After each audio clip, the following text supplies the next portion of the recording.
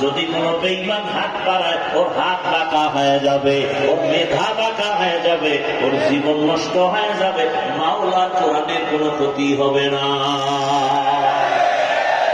এই কালামে জিন্দা কুরআনে হাকীম হিকমতে উলা ইয়াজালসতু কদিম জামিউল ইলম ফিল কুরআনে হাকীম তাকাসারা আনহু আফহামুর রিজালি।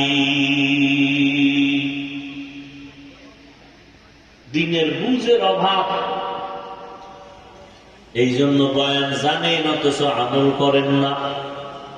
যখন বুঝ তৈরি হয়ে যাবে তখন আর নামাজ ছাড়বেন না। এখানে আপনারা যারা বসে আছেন, দাঁড়ানো আছেন, সবাই আমরা মুসলমান পরিচয় লালন করি। আপনিও মুসলমান, আমিও। আপনাদের